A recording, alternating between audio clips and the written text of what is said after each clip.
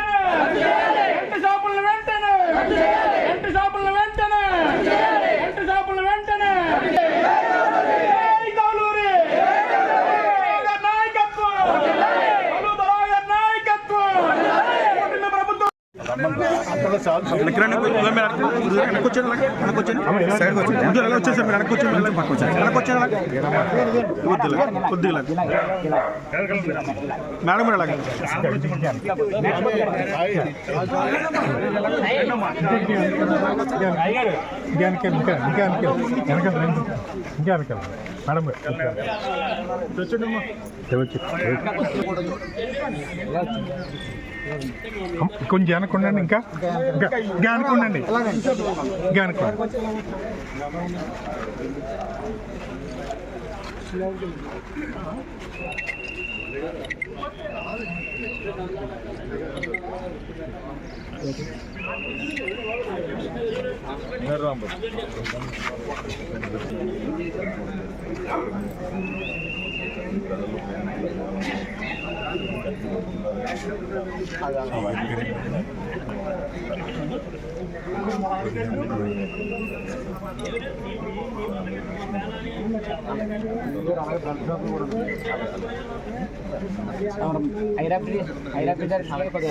నారావారి నకిలీ మద్యం వెంటనే, నారావారి నకిలీ మద్యం వెంటనే.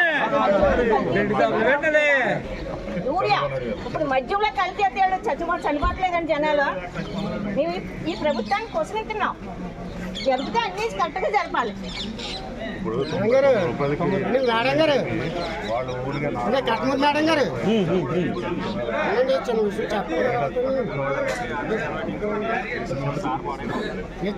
సారా వాళ్ళు అయితే బయట చేస్తారు కానీ ఈ మధ్య కలిసి 5 నిమిషాల్లో తీసుకొచ్చి బయట చేస్తారు. మధ్యాహ్నం ఆపాలి మంచి చేయాలనుకున్నారు కానీ అవ్వలేక గవర్నమెంట్ పెట్టి పెన్షన్ దానికే జగన్మోహన్ రెడ్డి గారు చేశారని ఈరోజు ప్రభుత్వంలోకి వచ్చిన వెంటనే వాళ్ళే దొంగ మంది చేసి మంది కూడా నారావారి మంది చంద్రబాబు నాయుడు గుణాలు మంది దానివల్ల అంతమంది కూడా కరెక్ట్గా అలాగే మీరు కూడా 5